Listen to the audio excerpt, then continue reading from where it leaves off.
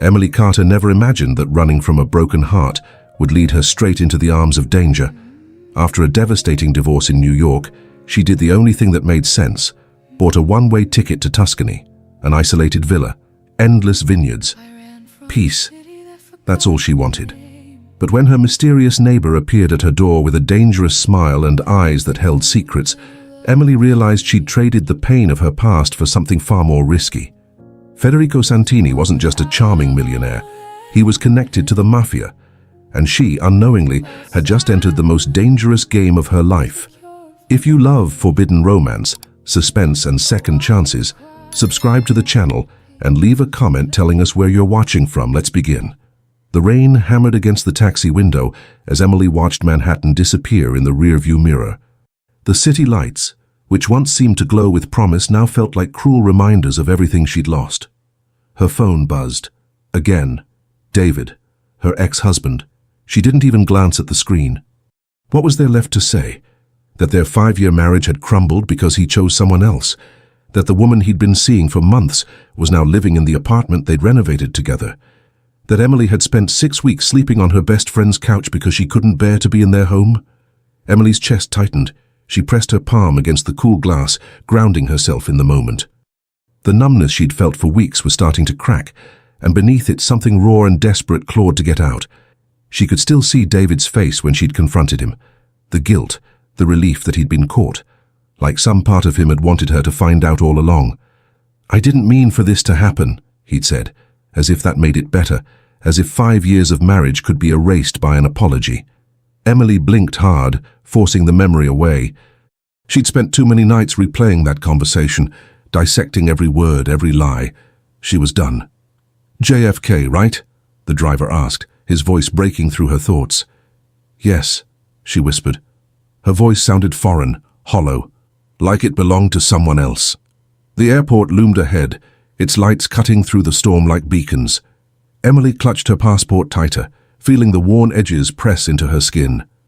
Inside, tucked between the pages, was a faded photograph of her grandmother standing in front of a stone villa in Tuscany, arms wide, face radiant with a smile that seemed to hold all the secrets of the universe. Her grandmother used to say, "When life breaks you, Bella, you go where the earth remembers how to heal." Emily was going to Tuscany. She was going to disappear. The airport was chaos. People rushing, announcements echoing, children crying. Emily moved through it all like a ghost, her single suitcase trailing behind her. At the gate, she sat in the corner, away from the crowds. She pulled out her phone one last time. 23 missed calls from David, 14 text messages, 3 voicemails. Emily deleted them all without reading or listening. Then she turned off her phone completely. The finality of the gesture made her hands shake. A woman sitting nearby glanced at her with concern. "You okay, honey?" Emily forced a smile. "Just nervous about flying." The lie came easily. The woman patted her hand. "You'll be fine, just breathe." If only it were that simple. When they called her boarding group, Emily stood on trembling legs. She walked down the jet bridge, each step feeling heavier than the last. But when she settled into her seat and the plane began to taxi, something unexpected happened. Relief. Pure, overwhelming relief. She was leaving. She was actually leaving. The flight was long, endless. Emily barely slept, her mind replaying fragments of her old life like a film she couldn't turn off.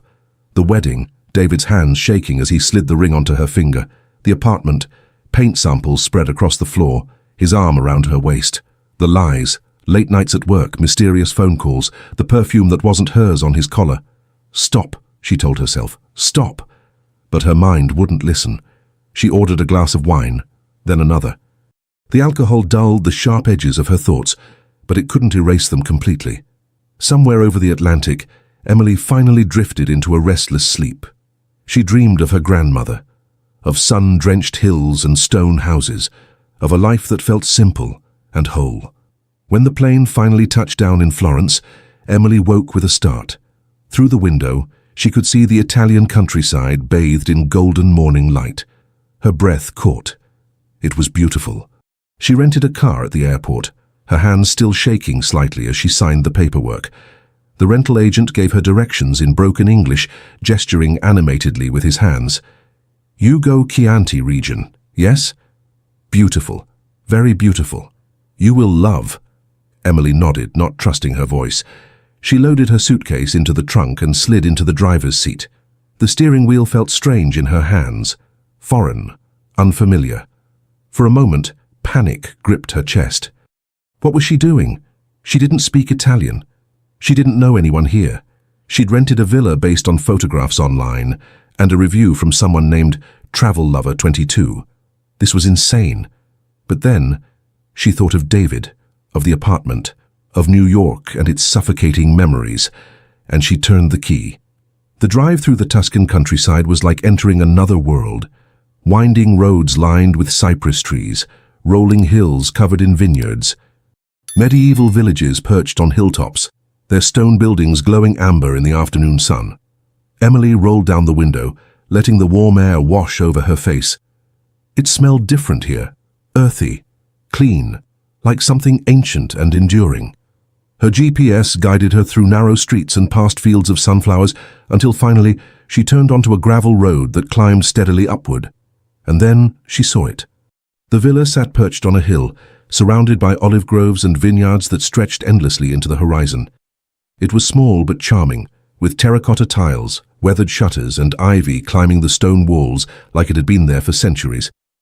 Emily parked the car and stepped out, her boots crunching against the gravel. The silence was overwhelming. No traffic, no sirens, no voices. Just the wind rustling through the olive trees and the distant sound of birds. Emily walked to the edge of the property and looked out at the view. The sun was beginning to set, painting the sky in shades of pink and gold. The hills rolled on forever, dotted with farmhouses and vineyards. For the first time in months, Emily felt her shoulders drop. The tightness in her chest loosened just a little.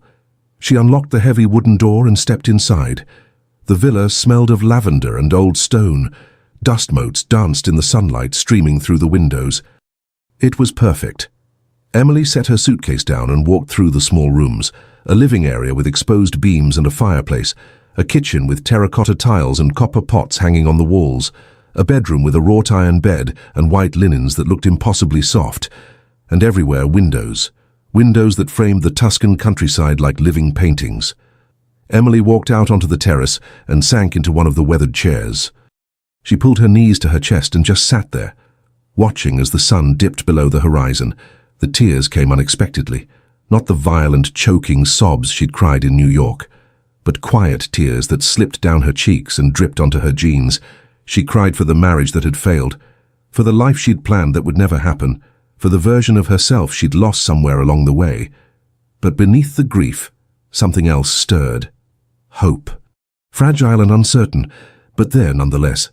This is where I start over, Emily thought, and for the first time she believed it might actually be possible.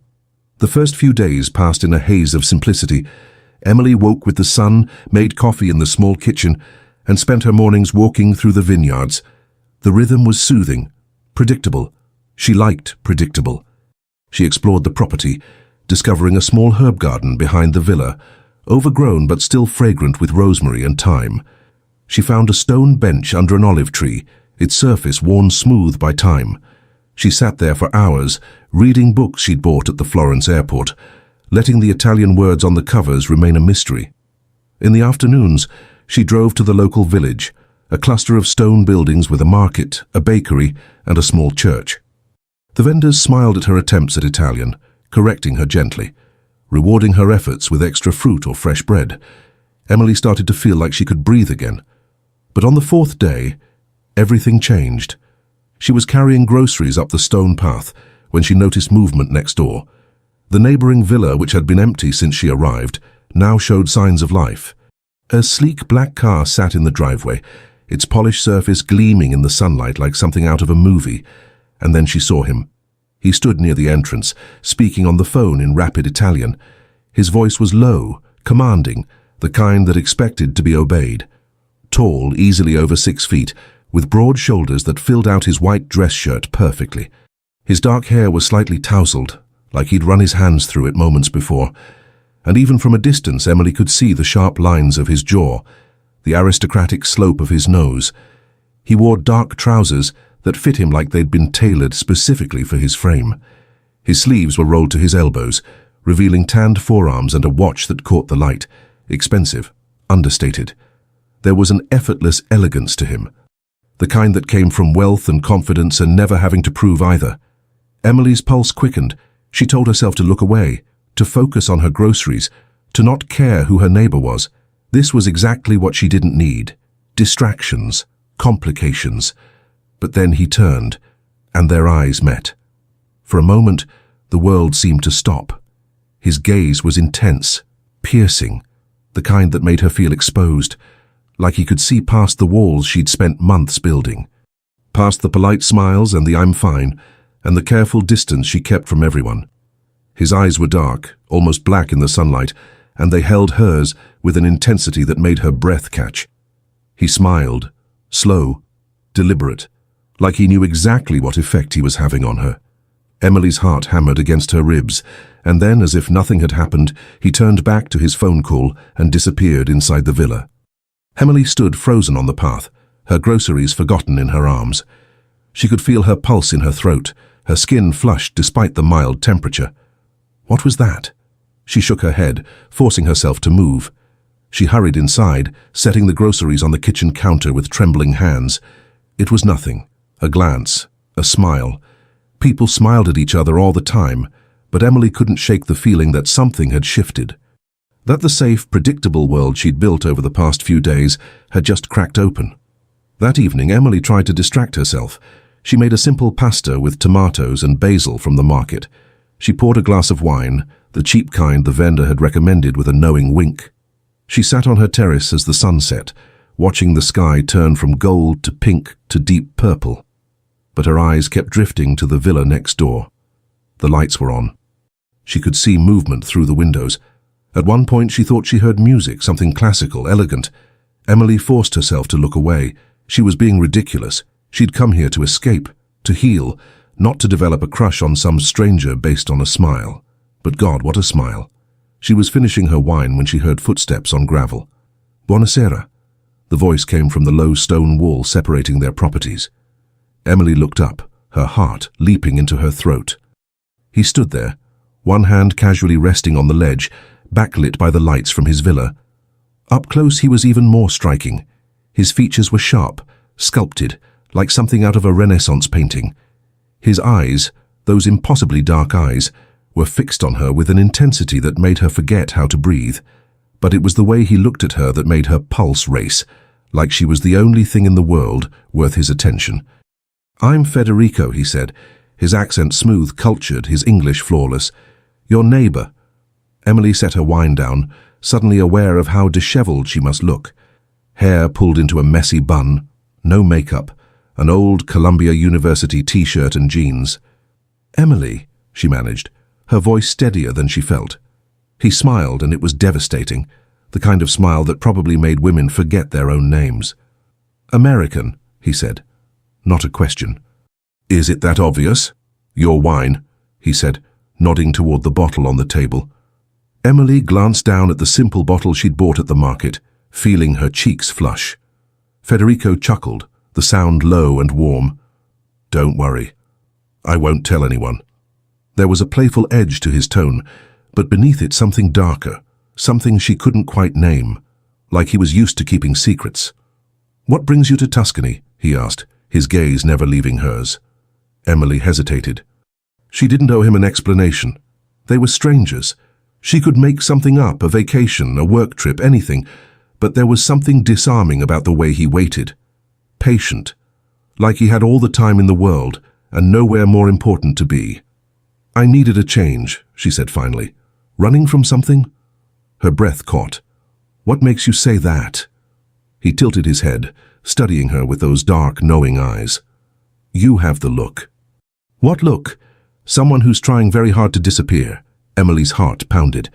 The accuracy of his observation felt like being seen naked. How could he possibly know that? "And you?" she asked, deflecting, desperate to shift the focus away from herself. "What brings you here?" Federico's smile widened, but it didn't reach his eyes. "Business." The word hung in the air, heavy with unspoken meaning. "What kind of business?" Emily asked, her curiosity getting the better of her. "The kind that requires privacy," he said smoothly. There was a warning in his tone, subtle but clear. Don't ask questions you don't want answers to. Emily should have felt uneasy, should have made an excuse and gone inside, should have recognized the red flags waving in front of her face, but instead she found herself leaning forward, drawn to the mystery he carried like a second skin. "Well," she said, raising her glass, "to privacy." Federico's eyes darkened, and for a moment she thought she saw something flicker in his expression. Surprise, amusement, respect? "To privacy," he echoed, his voice like velvet. He held her gaze for another heartbeat, and Emily felt the air between them crackle with something electric. And then he was gone, disappearing back into the shadows of his villa, as silently as he'd appeared. Emily sat there alone, her wine forgotten, her mind racing. She didn't know who Federico Santini was. But she had a feeling she was about to find out, and God help her, she wanted to. The following morning, Emily woke to the sound of voices, sharp, tense, speaking in rapid Italian. She threw on a robe and stepped onto the terrace, squinting against the bright morning sunlight. Next door, Federico stood in his driveway speaking with two men. They wore dark suits despite the heat, their postures rigid, their expressions carved from stone. One of them handed Federico a folder, and he flipped through it quickly, his jaw tight, his shoulders tense. Emily couldn't hear what they were saying, but the tension was palpable even from a distance. The air seemed to vibrate with it. Federico's voice rose, sharp and commanding. One of the men responded with equal force. They weren't shouting, but the controlled anger in their exchange was somehow more frightening than screaming would have been. One of the men glanced up and caught her watching. His eyes narrowed, cold and assessing. Emily's pulse spiked. She should go inside, pretend she hadn't seen anything, but she stood frozen, unable to look away. Federico followed the man's gaze, and when he saw Emily, his expression shifted. The hardness melted away like ice under sunlight, replaced by something softer. Concern. He said something to the men in Italian, his tone leaving no room for argument, dismissing them. The men exchanged glances but didn't argue. They got into their car, another sleek black vehicle, and drove away, leaving a cloud of dust in their wake. Then Federico looked up at her and smiled, but it didn't quite reach his eyes. "Good morning, Emily." Her name on his lips sent a shiver down her spine that had nothing to do with the temperature. "Morning," she called back, trying to sound casual, trying to pretend she hadn't just witnessed something that felt dangerous. Federico tilted his head, studying her. "Join me for coffee?" Every instinct Emily had developed over 32 years of life told her to say no, to keep her distance, to not get involved with whatever complicated, possibly dangerous situation she'd just glimpsed. But something stronger pulled her forward. "Give me 10 minutes, she heard herself say. She found him waiting on his terrace 10 minutes later, having changed into a simple sundress and run a brush through her hair. A small table had been set with espresso cups, pastries that looked like they'd come from a professional bakery, and fresh fruit arranged on a ceramic platter. The view from his terrace was even more stunning than hers. The rolling hills stretched endlessly, bathed in golden morning light that made everything look like a painting. "You didn't have to do this," Emily said, sitting down across from him. "I wanted to," Federico said simply, pouring rich, dark espresso into delicate cups. He moved with precision, elegance, every gesture deliberate and controlled. Emily watched his hands, strong, capable, with long fingers and a faint scar running across his knuckles. She wondered how he'd gotten it, but didn't ask. "How are you finding Tuscany?" he asked, sliding a cup toward her. "Quiet," Emily said, wrapping her hands around the warm porcelain. "Peaceful. Is that what you need?" Peace? There it was again, that ability to see straight through her, to ask the questions that mattered. Emily took a sip of the espresso. It was perfect, strong, smooth, nothing like the bitter coffee she'd been making in the villa's small kitchen. "I think so," she said carefully. Federico leaned back in his chair, studying her with those dark, unreadable eyes. The morning sun caught the angles of his face, making him look even more striking. "You don't sound convinced." "I don't know what I need anymore," Emily admitted, surprising herself with the honesty. She'd barely admitted that to herself, let alone to a virtual stranger, but somehow Federico didn't feel like a stranger. "Maybe that's the point," Federico said softly, his voice carrying a weight of experience. "To stop knowing. To just Feel. His gaze held hers, and Emily felt her breath hitch. There was an intimacy in the way he spoke, in the space between his words, like they'd known each other for years instead of days. "What about you?" she asked, breaking the spell before she fell too deep into it. "What do you need?" Federico's smile was slow, dangerous, the kind that promised secrets and complications. "That's a complicated question. Try me." He leaned forward, resting his elbows on the table. The space between them seemed to shrink, the air growing thick with something Emily couldn't name but could definitely feel. "I need," he said, his voice dropping to something almost confessional, "to forget." "Forget what?" "Everything." The single word carried weight, darkness, years of burden. Emily wanted to ask more, to pull back the layers and understand what had put that haunted look in his eyes. But something in his expression stopped her, a vulnerability that felt sacred, private. Instead, she took another sip of her espresso, letting the silence settle between them. It wasn't uncomfortable. It was charged, electric, like the moment before a storm breaks. "Do you always interrogate your neighbors?" Federico asked, a hint of amusement returning to his tone. "Only the mysterious ones." He laughed, and the sound was rich, genuine, transforming his face completely. "You think I'm mysterious? I think you're hiding something." Federico's smile faded, and for a moment Emily saw something raw in his eyes, real vulnerability beneath the polished exterior. "Everyone hides something, Emily," he said quietly. "For the question is whether what they're hiding is worth finding." She didn't know what to say to that, didn't know if he was warning her away or inviting her closer, so she didn't say anything. They sat in silence, the morning sun warming their skin, the world around them still and perfect. Emily could hear birds singing in the olive trees, could smell jasmine on the breeze, could feel Federico's gaze on her like a physical touch. And for the first time since arriving in Tuscany, Emily didn't feel alone, which was terrifying, because she'd come here specifically to be alone, to heal, to figure out who she was without David, without the marriage, without all the plans that had crumbled to dust.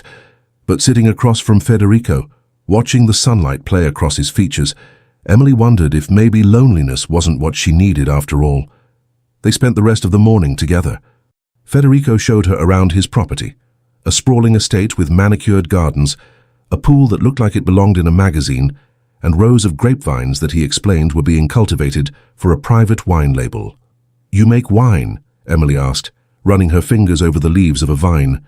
"My family has for generations," Federico said, "though I'll admit I'm better at drinking it than making it." Emily laughed, and Federico's eyes softened at the sound. They walked through the gardens, Federico pointing out different flowers and herbs, sharing stories about his grandmother who'd planted most of them. His voice carried a tenderness when he spoke of her that made Emily's chest ache. "She sounds wonderful," Emily said. "She was," Federico agreed. "She was the only person who ever made this place feel like home. And now?" Federico stopped walking, turning to face her. "Now it feels like a cage." The confession hung in the air between them, raw and honest. Before Emily could respond, his phone rang. Federico glanced at the screen, and his expression shuttered immediately. "I'm sorry," he said, his voice suddenly formal. "I have to take this." "Of course." He answered the phone in Italian, walking away toward the house, but Emily could hear the tension in his voice, see it in the rigid set of his shoulders. She stood alone in the garden, surrounded by beauty, feeling like she'd just glimpsed something she wasn't supposed to see. That evening, Emily couldn't stop thinking about Federico. The way he spoke, the way he looked at her, the weight of the things left unsaid. She tried to distract herself with a book, but the words blurred together. The characters felt flat compared to the very real, very complicated man next door. Finally, she gave up and poured herself a glass of wine. A better bottle this time, one she'd splurged on at the market, and stepped out onto the terrace. The night was warm, the air thick with the scent of jasmine and honeysuckle. Below, the vineyard stretched into darkness, and above the stars burned bright in a sky unpolluted by city lights. Emily had never seen so many stars. Couldn't sleep either. She jumped, nearly spilling her wine. Federico stood at the edge of his terrace, leaning against the railing. He wore a simple black t-shirt and dark jeans, and in the moonlight his features looked even more striking. More real somehow, less polished. "You scared me," Emily said, her heart racing for reasons that had nothing to do with being startled. "Sorry," he said, though the slight smirk on his face suggested he wasn't sorry at all. He climbed over the low stone wall separating their terraces with effortless grace, moving with the confidence of someone completely comfortable in his body. And then he walked toward her. Emily's pulse quickened with every step he took. "You shouldn't be here," she said, though she made no move to stop him, made no move to go inside or create distance. "Probably not," Federico agreed, stopping just a few feet away. The space between them hummed with tension, the kind that made Emily's skin feel too tight, her breath too shallow. "Why are you really here, Federico?"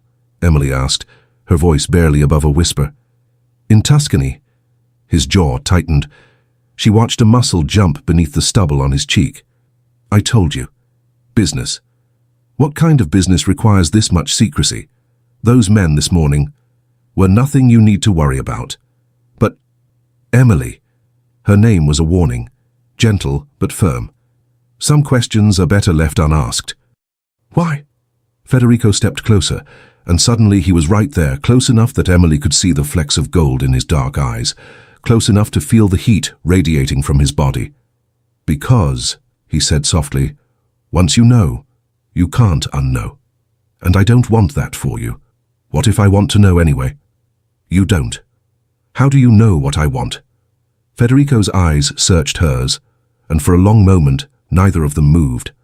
Neither of them breathed. "My family," he said finally, his voice rough, each word pulled from somewhere deep, "is involved in things most people would call illegal." Emily's breath caught. She'd suspected, of course. The expensive car, the tense meetings, the way Federico carried himself like someone used to danger. But hearing him say it out loud made it real. "The Mafia," she said. It wasn't a question. Federico didn't deny it. He just stood there, watching her, waiting for her to run, expecting her to run. His whole body was tense, coiled, like he was bracing for impact. But Emily didn't move. "Are you afraid?" he asked softly. She should be. She knew that. Every rational part of her brain was screaming at her to go inside, lock the door, maybe even pack her things and leave Tuscany entirely. But when she looked into his eyes, all she saw was a man carrying the weight of a world he didn't choose, a man who just trusted her with the truth when he could have kept lying. "No," she whispered. Federico's eyes widened just slightly, like he hadn't expected that answer, like maybe no one had ever given him that answer before. "You should be," he said. "Maybe," Emily said, "but I'm not." They stood there, the night wrapping around them like a cocoon, the air thick with jasmine and possibility, and something neither of them could name. And then Federico reached out, his fingers brushing against her cheek.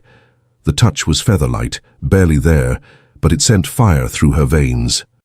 "You're dangerous, Emily Carter," he murmured, his thumb tracing the line of her jaw. "So are you." His lips curved into a slow, devastating smile. "Yes," he said, "I am." And Emily knew in that moment, standing under the Tuscan stars, with a man who just admitted to being part of the Mafia, that she was already falling, already lost, and she didn't care. The days that followed blurred together in a haze of stolen moments and unspoken promises. Morning coffee on Federico's terrace became routine. Evening walks through the vineyards, their shoulders brushing, became essential. Conversations that stretched long into the night, stars bearing witness to confessions neither had planned to make.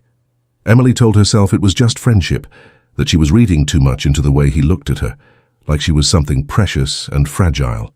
The way his hand would linger on the small of her back when they walked, his touch burning through the thin fabric of her sundress, the way his voice softened when he said her name, like it was a prayer or a secret. But deep down, she knew better. This was dangerous territory, and she was walking straight into it with her eyes wide open. One afternoon, Federico took her to a small village nestled deeper in the hills. They drove with the windows down, warm air whipping through the car, Italian radio playing softly. Federico sang along to a song Emily didn't recognize, his voice surprisingly good, and she found herself smiling. "What?" he asked, catching her expression. "Nothing, you just seem different today." "Different how?" "Lighter," Emily said. "Like you're not carrying the weight of the world." Federico's smile faded slightly. "Maybe that's because of you." The admission hung between them, too honest, too raw. Emily looked away, her heart pounding. They wandered through cobblestone streets barely wide enough for a car to pass, past flower-covered balconies where laundry hung drying in the sun, past ancient churches with doors worn smooth by centuries of hands. Old women sat in doorways, watching them with knowing eyes. Children played football in a tiny piazza, their laughter echoing off stone walls. "This is where my grandmother was from," Federico said as they stopped in the center of the piazza. He pointed to a building with faded blue shutters. She lived there until she was 18. Emily looked around, taking in the simple beauty of the place. Time moved differently here, slower, like the modern world hadn't quite reached this corner of Tuscany. "It's lovely," she said. "She used to tell me stories about growing up here," Federico continued, his voice carrying a note of longing. "About how the world was simpler, kinder, how people looked out for each other, not because they had to, but because they wanted to." There was a sadness in his voice, a yearning for something lost and irretrievable. "Do you wish you could go back?" Emily asked. "To a simpler time?" Federico turned to her, his eyes searching hers with an intensity that made her breath catch. "Every day." The honesty in his words took her breath away. An old man called out to Federico from across the piazza, waving. Federico responded in rapid Italian, his whole demeanor shifting, warmer, more open. The man approached, embracing Federico like a son, kissing both his cheeks. They spoke for several minutes while Emily stood to the side, not understanding the words but reading the affection in their body language. The old man kept glancing at her with curiosity and approval, saying something that made Federico laugh and shake his head. When they parted, Federico took Emily's hand, the first time he'd done so deliberately, and led her down a narrow alley. "What did he say?" Emily asked, acutely aware of his fingers intertwined with hers. "He said my grandmother would have liked you." Emily's throat tightened. How would he know? "Because," Federico said, squeezing her hand gently, "she always said I needed someone who wasn't afraid of me. I'm not afraid of you." "I know," Federico said softly. "That's what terrifies me." They stopped at a small cafe tucked into a corner of the village, sitting outside under a canopy of grapevines. The owner, a woman in her 60s with kind eyes and flour on her apron, greeted Federico with the same warmth the old man had shown. Federico ordered for them in Italian, his voice smooth and confident. Emily watched him, marveling at the contradiction he presented. Dangerous, but gentle. Powerful, but tender. A man who moved between worlds with practiced ease. When the food arrived, Emily realized she was starving. They ate in comfortable silence, fresh pasta with wild boar ragu, bread still warm from the oven, a simple salad dressed with olive oil that tasted like liquid gold. "Can I ask you something?" Emily said finally, setting down her fork. "Always. Why did you tell me about your family?" Federico set down his own fork, his expression growing serious. He was quiet for a long moment, his fingers tracing patterns on the worn wooden table. "Because you deserve the truth," he said finally. "But we barely know each other. Don't we?" he asked, his gaze intense, pinning her in place. Emily's heart pounded. He was right. Despite the short time they'd known each other, it felt like something deeper, something that transcended logic and time and reason. "I feel like I've known you my whole life," Federico said quietly, as if reading her thoughts. "Like I've been waiting for you without knowing I was waiting." Emily swallowed hard, her eyes burning with unexpected tears. "I feel it too." The admission hung between them, raw and vulnerable and terrifying. Federico reached across the table, his hand covering hers. His touch was warm, grounding, real. "I don't want to hurt you," he said, his voice rough with emotion. "Then don't." His thumb traced slow circles on her skin, sending shivers up her arm despite the warm afternoon. "It's not that simple." "Why not?" "Because my world is dangerous, Emily." "And you—" He paused, his eyes searching hers with something that looked like desperation. "You're too good for it. Too pure." Emily pulled her hand back, frustration flaring hot in her chest. "Don't decide what's good for me. I'm trying to protect you. I don't need protection, Emily said, her voice sharp. I need honesty. I need you to stop treating me like I'm fragile. Federico's jaw tightened. You don't understand what you're asking. Then help me understand. They stared at each other across the table, the tension crackling between them like electricity. The cafe owner glanced over with concern, but neither of them noticed. Finally, Federico stood, pulling bills from his wallet and throwing them on the table. Let's go. Emily followed him back to the car, her emotions a tangled mess of anger and longing and confusion. They drove in silence, the countryside blurring past, the earlier lightness replaced by something heavy and suffocating. When they arrived back at the villas, Federico walked her to her door. The sun was beginning to set, painting the sky in shades of amber and rose. Emily, he said, his voice low. She turned, her heart in her throat. He stepped closer, so close she could feel the heat radiating from his body, could smell his cologne, something woody and expensive. His hand came up, cupping her face with a tenderness that made her chest ache. I'm trying, he whispered, his forehead nearly touching hers. I'm trying so hard to stay away. Then stop trying, Emily breathed, her hands finding his chest, feeling his heart racing beneath her palms. Federico's eyes darkened, pupils dilating, and for a moment she thought he would kiss her. She wanted him to, needed him to. But instead he stepped back, his hand dropping, leaving her cold despite the warm evening. Good night, Emily. And then he was gone, walking back to his villa with measured steps, his shoulders tense. Emily stood there on her doorstep, her heart pounding, her body trembling with want and frustration. She was in too deep and she didn't care. 2 days passed without a word from Federico. Emily told herself she didn't care, that it was better this way, that the distance would help her remember why she'd come to Tuscany in the first place, to heal, to find herself, not to fall for a man who'd openly admitted to being part of the Mafia, but the ache in her chest said otherwise. Every time she heard a sound next door, her pulse would spike. Every time she looked out her window and saw his empty terrace, disappointment would wash over her. She threw herself into exploring the area, driving to different villages and towns. She visited the Siena Cathedral, standing in awe of its intricate marble floors and soaring architecture. She wandered through Florence's Uffizi Gallery, losing herself in Renaissance art. She sat in cafes, writing in the journal she'd bought, trying to process everything she was feeling. But everything reminded her of him. The espresso she ordered tasted bland compared to the coffee he'd made. The sunsets seemed less vibrant without someone to share them with. The silence of her villa felt oppressive instead of peaceful. On the third day, she heard a car pull up next door. Her heart leaped, but when she looked out, it wasn't Federico's sleek black vehicle. It was the 2 men from before, and they didn't look happy. Emily watched from her window as they pounded on Federico's door, their body language aggressive. When he finally answered, there was a heated exchange in Italian. Even without understanding the words, Emily could read the anger, the threats. One of the men shoved Federico hard enough that he stumbled back a step. Federico shoved back harder. Emily's pulse spiked, adrenaline flooding her system. The argument escalated, voices rising. One of the men gestured wildly. Federico stood his ground, his posture defensive but firm. And then she saw it. A gun. One of the men pulled it from inside his jacket, pointing it directly at Federico's chest. Emily's blood ran cold. She didn't think, didn't consider the consequences, didn't remember that she was supposed to be staying out of dangerous situations. She grabbed her phone and ran outside. "Stop!" she shouted, her voice carrying across the property.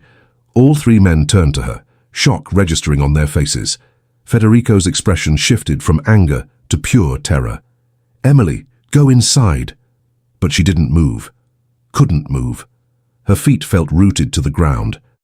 The man with the gun lowered it slightly, confusion flickering across his hard features.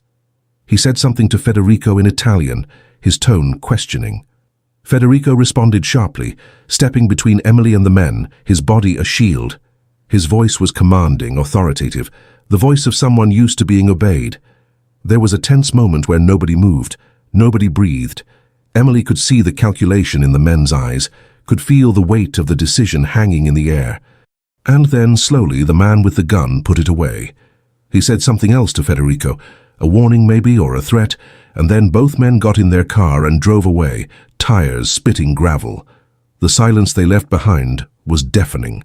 Federico turned to Emily, his face pale with fury. "What the hell were you thinking?" "They had a gun." "Exactly. You could have been hurt." His voice was raw, edged with fear she'd never heard before. "So could you. That's different." "How?" Emily demanded, stepping closer. "How is that different?" Federico ran both hands through his hair, his chest heaving. "Because I'm used to it. Because this is my life, Emily. This is what I was trying to protect you from." "I don't need protection." "Yes, you do," Federico shouted, and Emily had never heard him raise his voice before. "You have no idea what these people are capable of, what they would do to you if they thought you mattered to me." The words hung in the air between them. "If you mattered to me," Emily's breath caught. "Do I? Do you what?" "Matter to you." Federico stared at her, his expression cracking, all the careful control he maintained crumbling. "Yes," he said, the word torn from somewhere deep. "God help me, yes." Emily closed the distance between them. "Then don't push me away. Not now. Not because you're scared." "Emily." Her name was a plea. "I'm already in this, Federico. Don't you see? I'm already in this, whether you push me away or not." He stared at her, something breaking in his expression. All the walls he'd built, all the distance he'd tried to maintain. It shattered, and then he pulled her into his arms. Emily buried her face in his chest, feeling his heart pound against hers like a war drum. His arms wrapped around her, tight, almost crushing, like he was afraid she might disappear. "You're impossible," he murmured into her hair, his voice rough. "So are you." He pulled back just enough to look at her, his hands framing her face. His eyes searched hers, dark and intense, and filled with something that made her dizzy. "I can't keep you safe," he said, his voice cracking. "I don't care." "You should." "Federico," Emily whispered, her hands gripping his shirt, feeling the warmth of his skin beneath the fabric. "I'm already in this. Don't you understand? The moment you told me the truth, the moment I chose to stay, I made my choice." His eyes searched hers, looking for doubt, for fear, for any reason to let her go. But Emily held his gaze steady. "This is a mistake," he whispered, his thumb tracing her cheekbone. "I don't care," Emily said again. And then, finally, he kissed her. It was gentle at first, tentative, like he was afraid she might break. His lips brushed against hers softly, questioning. But Emily leaned in, her hands sliding up to his neck, and something shifted. The kiss deepened, urgent, desperate, like they were both drowning and the other was air. Federico's hands tangled in her hair, tilting her head back. Emily pressed closer, feeling the solid warmth of his body against hers, feeling his heartbeat hammering in time with her own. When they finally broke apart, both breathing hard, Federico rested his forehead against hers. "This changes everything," he whispered. "I know. There's no going back. I don't want to go back."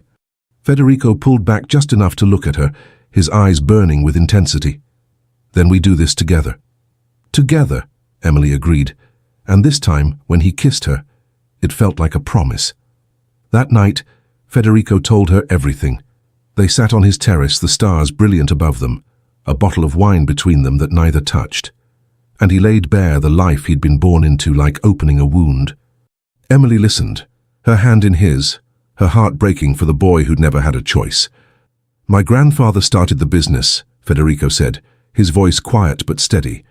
"Wine, olive oil, legitimate things. But there was another side. Protection, favors, things that required leverage." He paused, his jaw tightening. "By the time my father took over, the legitimate business was just a front. The real money came from construction contracts, political connections, controlling territory. I grew up watching men kiss my father's hand, watching people fear him." "What about your mother?" Emily asked softly. Federico's expression softened. "She tried to shield me from it, sent me to boarding school in Switzerland, then university in England. She wanted me to have a different life, but my father..." He shook his head. "My father saw me as his heir, his legacy. You didn't want it." "No," Federico said simply. "I wanted to be an architect." I wanted to design buildings, create something beautiful, something that didn't involve fear or blood or impossible choices. Emily squeezed his hand, and he squeezed back, like she was anchoring him. When I turned 25, my father had a stroke, massive. The doctors said he'd never recover fully. The family needed someone to take over. My uncle tried, but he didn't have the respect, the authority, so they came to me. And you couldn't say no. I could have, Federico said, his voice bitter. I should have, but my mother begged me, said the family would tear itself apart without leadership, said my father's enemies would come for us if we showed weakness. She was right. He fell silent, his eyes distant. I told myself it would be temporary, that I'd stabilize things and then leave. That was 8 years ago. Why haven't you left? Because every time I try, something happens. A rival family makes a move. A politician needs handling. Someone needs to be reminded why crossing the Santinis is a bad idea. His voice was hollow. I've tried to leave 3 times. Each time they pulled me back.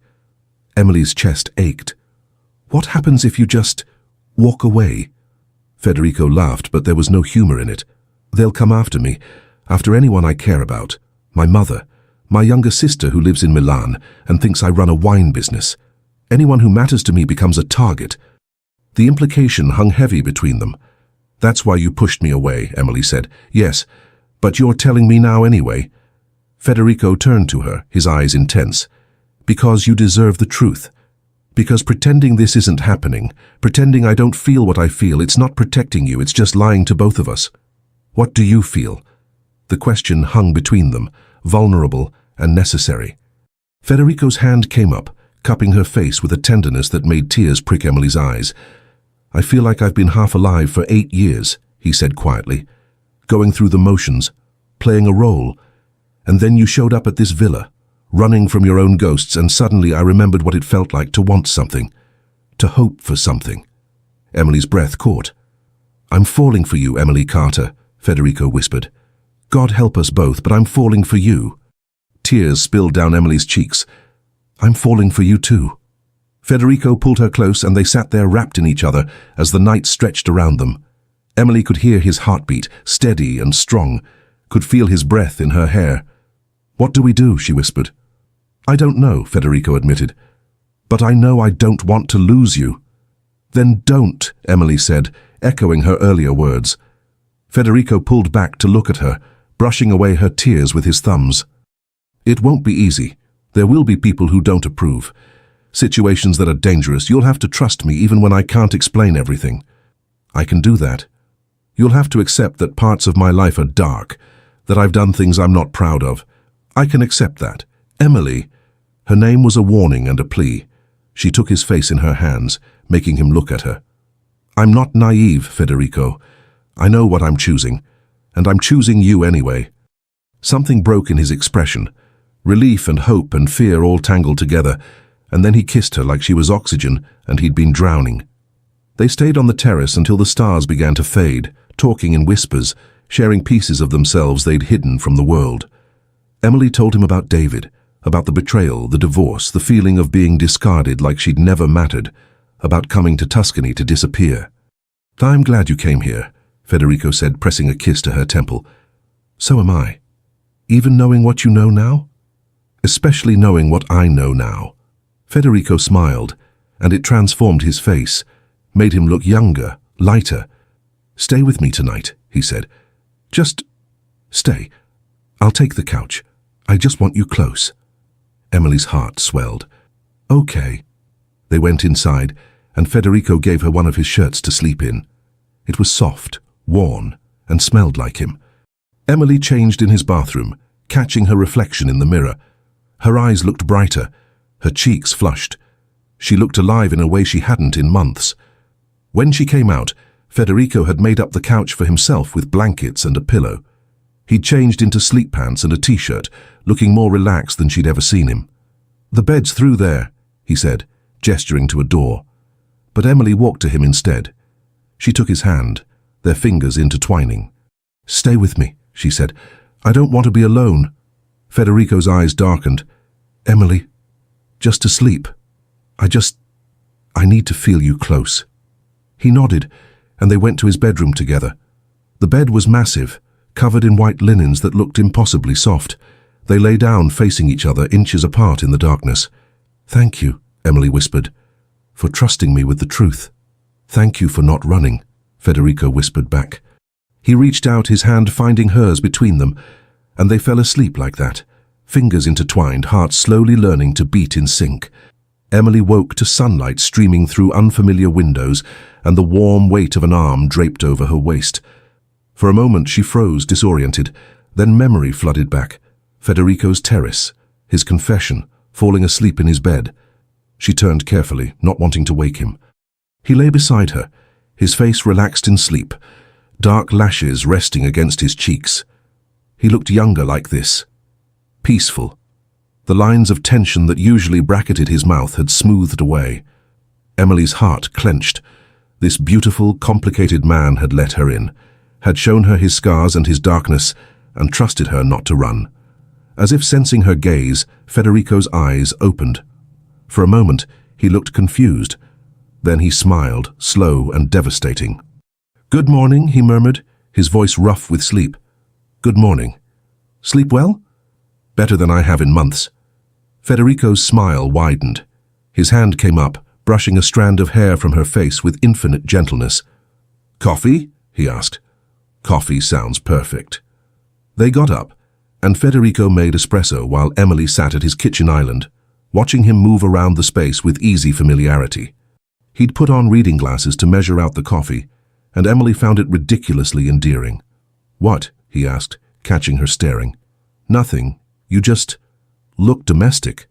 Federico laughed. "Don't let that get around. It would ruin my reputation." They took their coffee out to the terrace, where the morning sun was already warming the stone. Emily breathed in the Tuscan air, feeling more content than she had in years. "I could get used to this," she said without thinking. Federico looked at her, his expression unreadable. "So could I." They spent the morning together, easy and comfortable. Federico showed her how to make proper Italian pasta from scratch, flour dusting their hands, their shoulders brushing as they worked side by side. "You're a natural," he said, watching her roll out the dough. "Liar. This looks terrible." "It looks perfect." "You're biased." "Completely," he agreed, dropping a kiss on her shoulder that made her heart stutter. They cooked the pasta for lunch, eating on the terrace with a simple sauce Federico whipped up from tomatoes and herbs from his garden. It was the best meal Emily had ever eaten, though she suspected that had more to do with the company than the food. But as the afternoon wore on, Federico grew quiet, distracted. He kept checking his phone, his expression darkening with each message. "What's wrong?" Emily asked finally. Federico set down his phone, running a hand through his hair. "I have to go to Florence tomorrow, family business. How long will you be gone?" 2 days, maybe 3. He looked at her, his eyes troubled. "I don't want to leave you. I'll be fine." "Emily, after what happened yesterday, those men won't come back. You made that clear. I made it clear you're under my protection, which means they'll report it to my uncle, which means—" He trailed off, jaw tightening. "Which means what?" Federico sighed. "Which means I'll have to explain who you are, why you matter." Emily's pulse quickened. "And what will you tell them?" He looked at her for a long moment. "The truth. That you're mine." The possessiveness in his voice should have bothered her, should have triggered all her post-divorce wariness about being claimed, owned, treated like property. But coming from Federico, it felt different. It felt like protection, like promise. "I'm yours," Emily said softly, testing the words. Federico's eyes darkened. He stood, crossing to her chair and pulling her up to stand before him. "Say it again," he commanded gently. "I'm yours." He kissed her then, deep and claiming, and Emily melted into it. When they broke apart, both breathing hard, Federico rested his forehead against hers. "I have to go to this meeting," he said, "but I'll come back, I promise." "I believe you."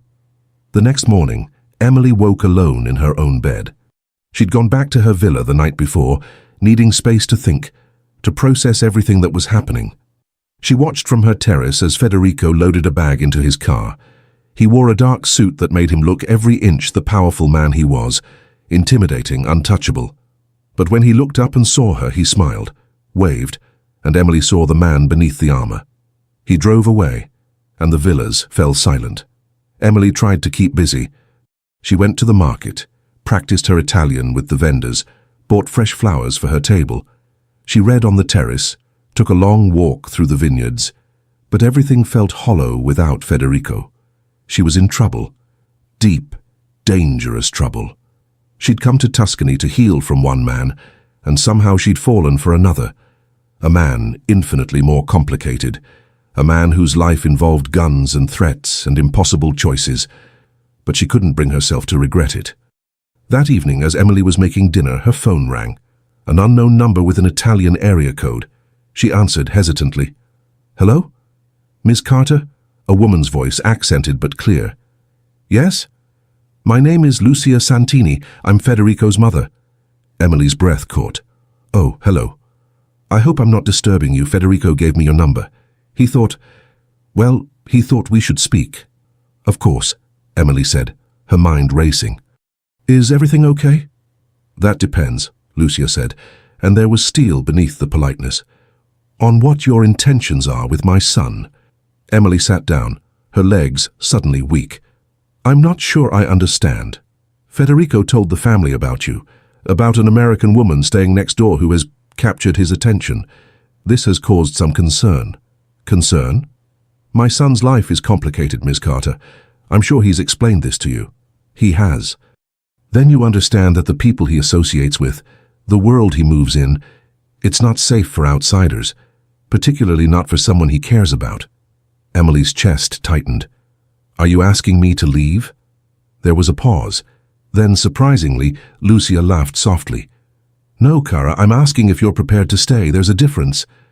I don't know what you mean." "Federico has carried the weight of this family for 8 years," Lucia said, her voice gentling. 8 years of sacrifice, of putting duty before everything else, and in all that time I have never heard him sound the way he sounded when he spoke about you." Emily's throat tightened with emotion. "Hope," Lucia continued. "He sounded like he had hope again. So no, I'm not asking you to leave. I'm asking if you're strong enough to stay, because loving my son, truly loving him, will require strength, patience, the ability to live with uncertainty and fear." "I know," Emily whispered. "Do you? Because once you're part of his life, truly part of it, there's no going back. The family will know about you. His enemies will know about you. You'll become a target, a liability, something to be protected or exploited." Emily took a shaky breath. "I understand. And you're still here?" "Yes." Another pause. Then, "Good. Because I think my son needs you, Miss Carter. More than he's needed anyone in a very long time." Tears pricked Emily's eyes. "He told me about you. About how you tried to give him a different life." "I failed," Lucia said sadly. "No. You gave him a choice. Even if he chose to come back, even if duty pulled him back, you gave him the knowledge that another life was possible. That matters." Lucia was quiet for a long moment. "Perhaps you're right. Will you come to dinner when Federico returns? I'd like to meet the woman who's given my son hope. I'd be honored. Ben, take care of yourself, Cara, and don't wander far from the villa." Federico left guards watching the property, though you won't see them. The words should have been alarming. Instead, they were oddly comforting. "Thank you for calling, Mrs. Santini. Lucia, please, and Emily, welcome to the family." The line went dead. Emily sat there in her kitchen, phone still in hand, heart pounding. Welcome to the family. She'd come to Tuscany to escape one life, and somehow she'd stumbled into another. Federico returned late on the 3rd day. Emily had fallen asleep on the couch, a book open on her chest, when she heard the sound of his car on the gravel drive. She was out the door before she could think, running across the property in bare feet, her heart hammering. Federico was climbing out of the car, his suit rumpled, exhaustion written in every line of his body. But when he saw her running toward him, his face transformed. He caught her as she launched herself into his arms, lifting her off her feet, burying his face in her hair. "I missed you," he murmured. "I missed you too." He set her down, his hands framing her face, and kissed her like he'd been starving for it. Emily kissed him back with equal desperation, her fingers tangling in his hair. When they finally broke apart, both breathing hard, Federico rested his forehead against hers. "My mother called you," he said. Not a question. She did. I hope she didn't scare you. She didn't. She was kind, protective. Federico smiled. She likes you. She told me so. Said you had strength. She invited me to dinner. She did? Federico pulled back to look at her, surprise in his eyes. Is that bad? No, it's good. It means she approves, which is important because... He trailed off, suddenly looking nervous. Because what? Federico took her hand, leading her to the stone wall where they'd first talked. They sat together under the stars, and Emily waited, sensing he needed time to find the words. The family knows about you now, he said finally. My uncle, my cousins, the associates. They know there's an American woman I'm involved with. And they're not happy about it. They see you as a weakness, a distraction, something that could compromise my judgment. Emily's chest tightened. What did you tell them? Federico turned to her, his eyes fierce. I told them they were right. That you do affect my judgment. That for the first time in 8 years I'm making decisions based on what I want, not just what the family needs. And that if they have a problem with that, they can find someone else to clean up their messes. Emily's breath caught. Federico, I'm done, Emily. I'm done pretending this life is something I want. I'm done sacrificing everything for a legacy I never asked for. What are you saying? I'm saying I'm leaving. I'm walking away from the family business, from all of it. Emily's heart raced. Can you do that? Just walk away? Not easily. There will be negotiations, conditions. I'll have to set things up so the transition is smooth, so my uncle can take over without causing a power vacuum. It might take months. And then? Federico took her hands, his grip firm and certain. And then I'm free. We're free. We? Emily. He slid off the wall, kneeling in front of her, and her breath stopped entirely. I know this is fast. I know we've only known each other a few weeks, but I've never been more certain of anything in my life. Tears began streaming down Emily's face. Come with me, Federico said. When I leave this life, come with me. We'll go anywhere you want. Build a life that's ours, not dictated by duty or fear or the past. I'll design buildings. You'll... whatever you want to do. Write. Paint. Absolutely nothing, if that's what makes you happy. Federico, I'm not asking you to marry me, not yet. I know you've been hurt and I know trust takes time. I'm just asking you to choose this. Choose us. Choose the possibility of something real. Emily slid off the wall and into his arms, pressing her face against his shoulder as she sobbed. But these weren't tears of sadness. They were tears of relief, of joy, of finally finding something that felt right. Yes, she whispered. Yes. Federico pulled back to look at her, hope blazing in his eyes. Yes. Yes. I choose you. I choose us. He kissed her then, pouring everything he felt into it, relief and love and promise. When they broke apart, both laughing through their tears, the future suddenly seemed impossibly bright. The next morning, Emily woke to find Federico already up, on the phone speaking rapid Italian, but his free hand was stroking her hair, keeping her close. When he hung up, he kissed her forehead. That was my lawyer. We're starting the process, drawing up papers, setting conditions for my exit. How long will it take? 6 months, maybe. Maybe less if I'm willing to make concessions. What kind of concessions? Federico's jaw tightened. Financial. Territorial. The family keeps certain assets, certain connections. I walk away with enough to live comfortably, but not enough to start a rival operation. And you're okay with that? Emily, I'd walk away with nothing if it meant being free of this. The money doesn't matter. You matter. She kissed him, soft and lingering. What do we do for 6 months? She asked. We stay here. I finish what needs to be finished and we plan our future. Where do you want to go after? Federico smiled. I was thinking maybe America, New York if you want to go back, or somewhere new, California, Oregon, anywhere you want. What about your architecture? You said you wanted to design buildings. His eyes lit up. I've been thinking about that. There's a firm in Portland that does sustainable design, green buildings. I reached out while I was in Florence. They're interested in meeting. Emily's heart swelled. You did that? I told you. I'm done living for other people. I want a life that's mine.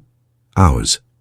The months that followed were the strangest, most beautiful period of Emily's life. She watched Federico systematically dismantle his involvement in the family business. There were tense meetings, shouting matches in Italian that she couldn't understand but could feel the weight of. There were late nights when he came home exhausted, collapsing into her arms.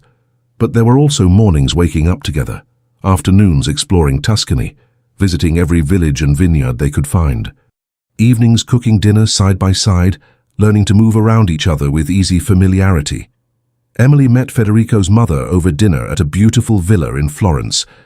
Lucia Santini was elegant, sharp-eyed, and fiercely protective of her son. But she embraced Emily warmly, whispering in her ear, "Thank you for giving him back to me." She met Federico's sister, Isabella, a brilliant lawyer in Milan who knew nothing about the family's true business. Isabella took Emily shopping, gossiped about Federico's childhood, treated her like family immediately. Emily called her parents in Boston, told them she wasn't coming home yet, that she'd found something, someone, worth staying for. Her mother was skeptical, her father was concerned, but they'd heard the happiness in her voice and reluctantly gave their blessing. And through it all, Emily and Federico grew closer, learning each other's rhythms, sharing dreams and fears, building something real and solid and true. 6 months to the day after Federico had first told her he was leaving, he walked into the villa they now shared, Emily having moved in 3 months prior, and simply said, "It's done." Emily looked up from her laptop where she'd been working on the novel she'd started writing. "Done? I'm out, officially. Papers signed, agreements in place. I'm a free man." Emily stood, her heart pounding. "You're sure?" "I'm sure." She crossed the room and wrapped her arms around him. "How do you feel?"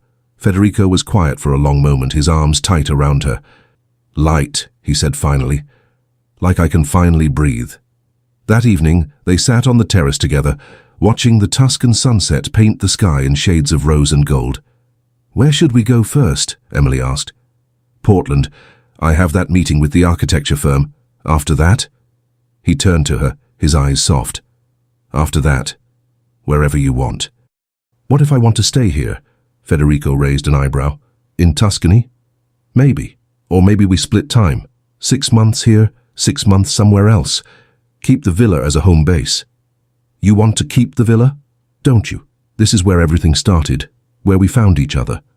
Federico smiled, pulling her close. "Then we keep the villa." They sat in comfortable silence as the stars began to appear. "Emily?" Federico said softly. "Marry me." Emily pulled back to look at him, her heart stopping. "What?" Federico smiled, reaching into his pocket and pulling out a small velvet box. "I said marry me. I know I said I wouldn't ask yet, but I can't wait anymore. I love you. I want to spend the rest of my life with you. I want to wake up next to you every morning and fall asleep with you every night. I want to build a life together, whatever that looks like, wherever that takes us. So marry me, Emily Carter, please." He opened the box, revealing a simple, stunning ring, an emerald surrounded by small diamonds. "My grandmother's," he said. "My mother gave it to me, said she'd been saving it for the woman who saved me." Emily's vision blurred with tears. She looked at this beautiful, complicated man who'd chosen her, who'd walked away from everything he'd ever known for the chance at a real life, and she knew there was only one answer. "Yes," she whispered. "Yes, I'll marry you." Federico slid the ring onto her finger, and it fit perfectly. Then he kissed her under the Tuscan stars, and Emily felt like she was finally home. 1 year later, Emily stood in the courtyard of the villa, wearing a simple white dress, wildflowers in her hair. Around her, a small gathering of people she'd come to love: Federico's mother and sister, her own parents who'd flown from Boston, a handful of close friends from the village. And Federico, standing at the makeshift altar under the olive tree, looking at her like she was the only person in the world. They'd written their own vows, promised to choose each other every day, to build a life based on love and trust and the freedom to be themselves. When the officiant pronounced them married, Federico kissed her to cheers and applause. That night, at the reception under string lights in the garden, Emily's father pulled her aside. "Are you happy?" he asked. Emily looked across the courtyard at her husband, who was laughing at something Isabella had said, his face open and light. "More than I ever thought possible," she said. Her father smiled. "Good. That's all I've ever wanted for you." Later, when the guests had gone home and the stars were brilliant overhead, Federico and Emily stood on their terrace, the same terrace where they'd first really talked. "Do you ever regret it?" Emily asked. "Leaving your old life?" Federico pulled her close, pressing a kiss to her temple. "Not for a single second. You gave me something I never thought I'd have." "What's that?" "A future worth living." Emily turned in his arms, looking up at the man she loved. "You gave me the same thing." "Then we're even." "We're lucky." "We're blessed," Federico corrected. And standing there under the Tuscan stars, Emily had to agree. She'd come to Italy running from heartbreak. And she'd found home. The end. This story is a work of fiction. All characters, events, names, and situations are entirely fictional and created for storytelling and entertainment purposes only. Any resemblance to real persons, living or dead, or to real events is purely coincidental. This narrative explores emotional journeys, personal choices, and romantic connections in a fictional context. It does not promote violence, illegal activity, or harmful behavior. Viewer discretion is advised for emotional intensity. I want a quiet, I want a peace, a place where broken hearts could breathe. I didn't know fate was waiting there, with dark eyes and a dangerous stare. I crossed an ocean to disappear, but somehow you found me here. Under the Tuscan sky, we're standing on the line between the fear we carry and the love we can't deny. If loving you is reckless, I still choose the fall. I'd rather burn in truth than feel nothing at all. Under the stars where the past can't reach, you touch my soul, we're still bruised and weak. If this is danger, I won't run away. I found my home in the risk we take. You wear your scars like a second skin, a crown of secrets, a life you didn't choose to live. They taught you power, they taught you fear, but